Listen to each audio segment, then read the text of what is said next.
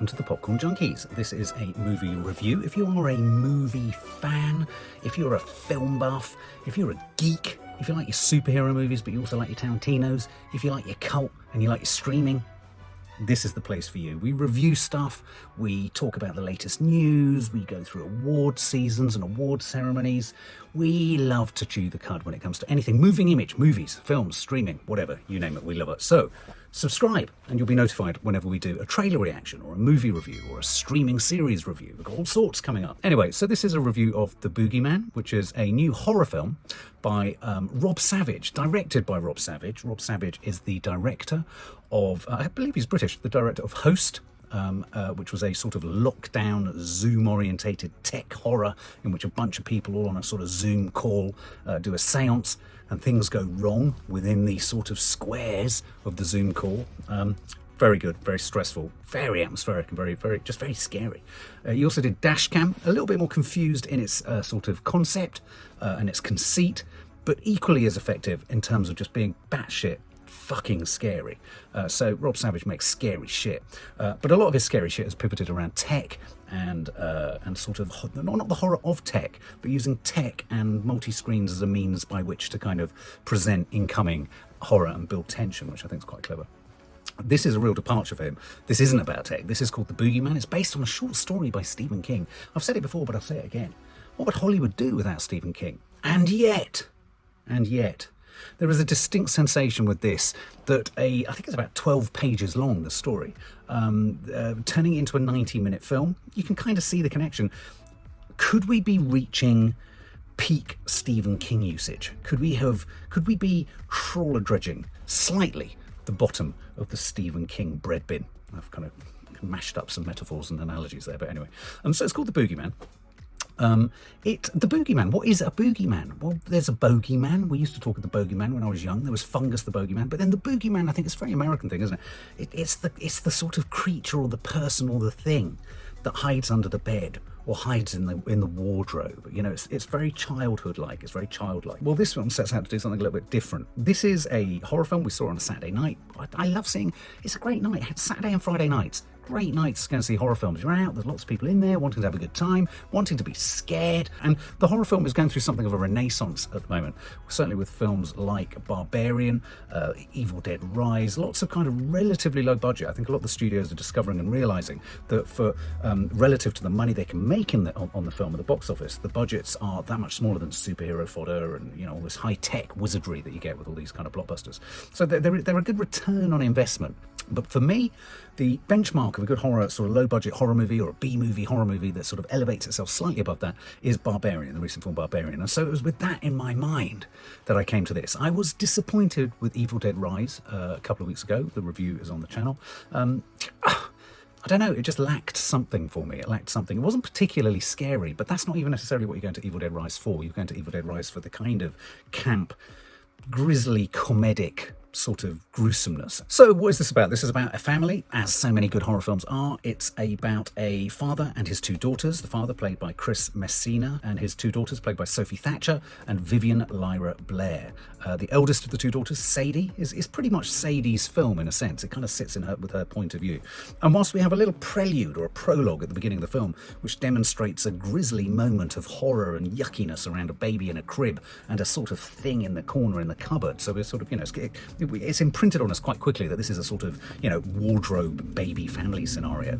That happens at the front. We are then introduced to our main family, which is a father and two daughters. They've lost their mother. So this is a film that's sort of, you know, threaded through this film is loss, grief, mourning, and you know, and the trauma of that, a family trying to get back on its feet, a family that's had its kind of internal rhythm kind of knocked off because, you know, a key aspect of that family has gone missing.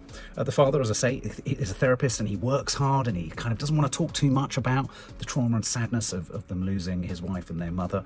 And as I say, we kind of identify principally with Sadie, the older daughter, who is clearly an outsider. She's not fitting in. She's slightly sort of alienated from her friends. You her best friend is kind of hooking up with new friends at school. There's, some classic kind of American high school scenes where she's not exactly bullied, but, one of the other girls in the sort of clique is sort of, it's very disrespectful and doesn't really even care that poor old Sadie has lost her mum. And so we then have this sort of prologue scene at the beginning of the film is made sense of with the arrival of the wonderful actor. Well, I say he's a wonderful actor. I like him as Polka Dot Man. I'm probably going to pronounce his surname incorrectly.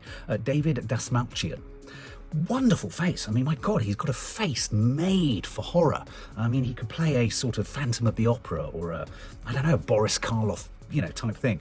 Anyway, he comes in. He's the father of presumably the child that died at the beginning, and he comes to see the dad of this family for some therapy, and also to warn him or explain to him that whilst he was seen as the kind of villain, it was actually because of some creature or something or other that comes at night and sort of latches itself onto your family and latches onto the grief and the sadness and the trauma and then horrifies the family. And I think that is a great concept, I think, for a horror film. The idea that you have this dark sort of apparition or figure or entity that attaches itself to grief. I think that's so, it's a powerful concept. But this guy, David Dastmalchian, he kills himself in the house, and suddenly, things take a terrible turn. Mold starts sort of growing all over the place, and then we start to get all these kind of strange happenings that we've seen in the trailer, and we have and that's where the youngest daughter kicks in. Whenever you've got horror coming, pull in the young kids, pull in the young children, let's scare the shit out of them, and we can scare the shit out of the audience. Now, one of the things I really liked about this film was its use of light and its use of light sources. The boogeyman only comes out when it's dark or thrives in darkness, like most monsters. But this girl, the young girl in the film, has a ball, and this ball has a light, and this is a great device sort of cinematically in terms of camera work to be able to roll this ball, because of course the ball will reveal things when it sort of rolls past things in this sort of arcing fashion, and so it's quite a nice device. So she rolls it under the bed and the door open. There's a lot of door openings.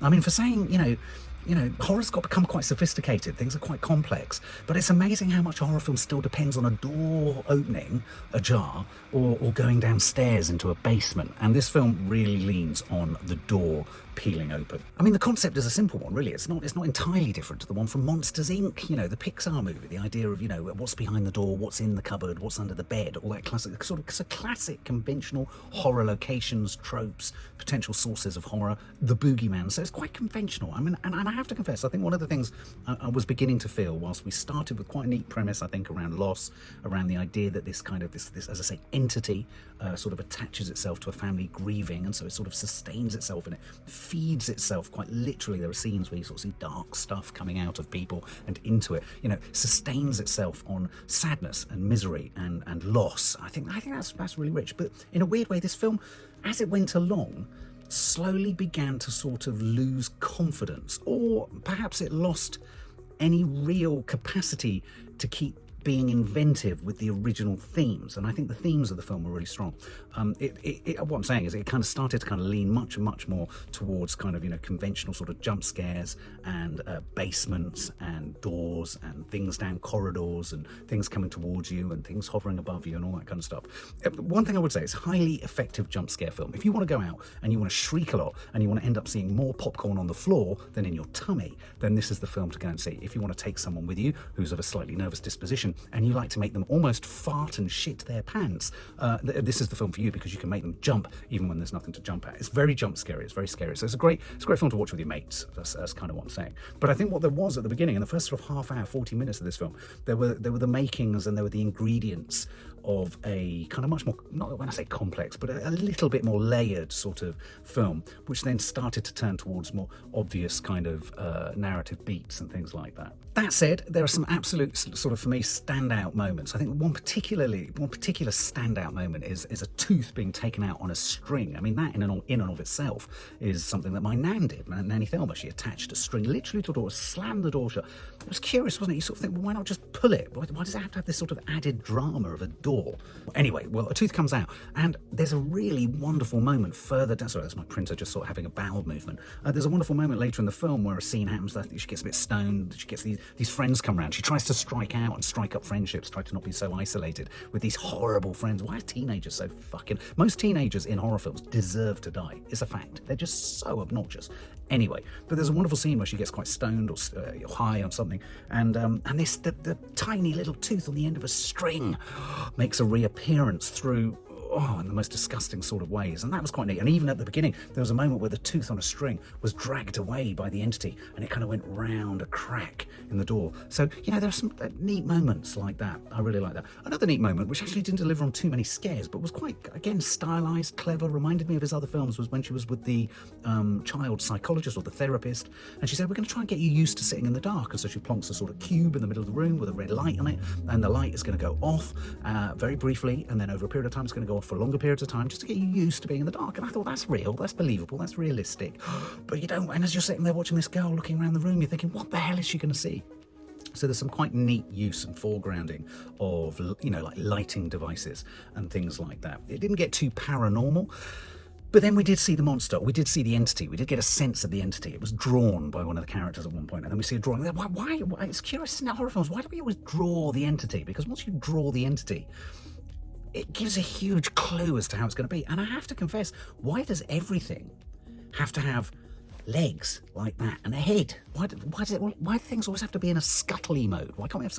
I want films to be a bit more inventive with gooey and gruesome, which is what I think was clever about Barbarian, with the sort of disfigured, mutated, mutoid-like sort of maternal figure creature Barbarian. I thought that was clever, that was innovative. It reminded me of a film like The Descent, with the creatures in that. So I have to confess, I was a bit disappointed with the creature in this.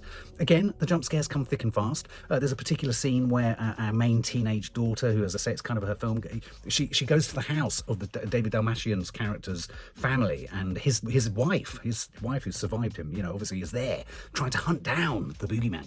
And she has sort of corridors full of candles. And again, I thought a few cliches in there, long corridors with lots of melting candles to keep the boogeyman away. Might keep the boogeyman away, but it's also going to burn your house down.